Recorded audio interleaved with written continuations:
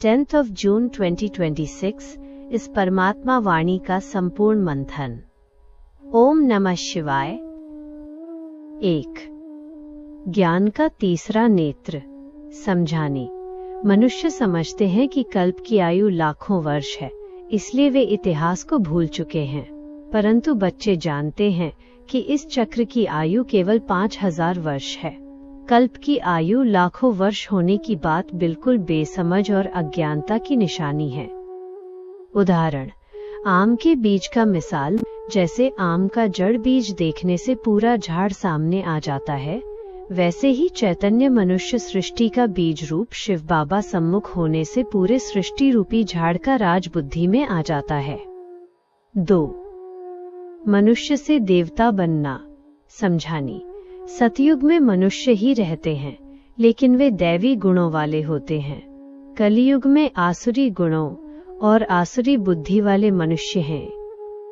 सतयुग में पवित्र प्रवृत्ति मार्ग पूज्य था, जबकि कलियुग में अपवित्र प्रवृत्ति मार्ग पुजारी है।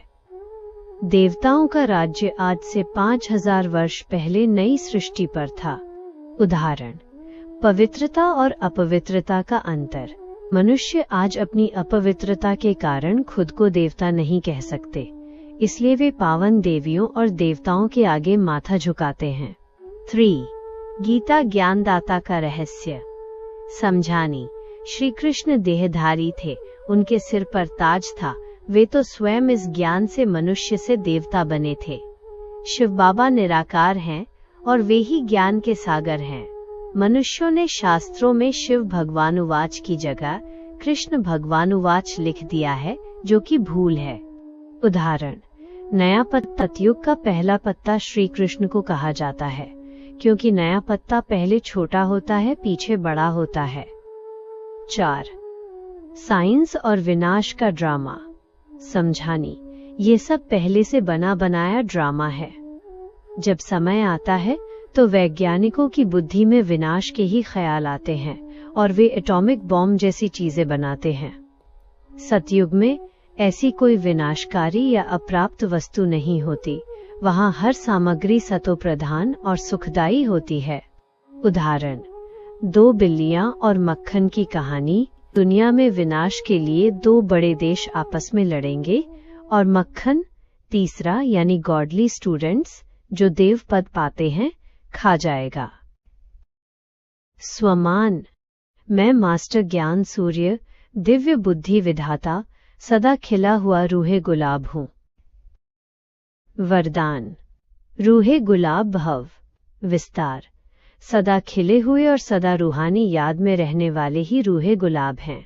खिला हुआ अर्थात जो दूर से ही सबको अपनी रूहानियत और दिव्यता द्वारा आकर्षित करे, और जो बागवान शिव बाबा के अति प्रिय हों। रूहानी कमेंट्री। मैं एक चैतन्य आत्मा हूँ, मस्तक के बीच चमकता हुआ दिव्य सितारा। मुझ आत्मा को आज मेरे बेहद के बाप ने ज्ञान का तीसरा नेत्र दिया है। सामने ज्ञान का सागर चैतन्य बीजरूप शिव बाबा है, उनसे निकलती हुई पवित्र किरणें मुझ आत्मा पर पड़ रही हैं। बाबा की याद से मेरे जन्म जन्मांतर के पाप कट रहे हैं और मेरा घट सोने का बर्तन बन रहा है। मैं कलियुग के आसुरी गुणों को त्याग बाबा की श्रीमत पर दैवी गुण धारण कर रहा हूँ। मैं रूहे गुलाब बनकर चारों ओर पवित्रता की खुशबू फैला रहा हूँ। सदा खिला हुआ बाबा की याद में लवलीन। ओम नमः शिवाय।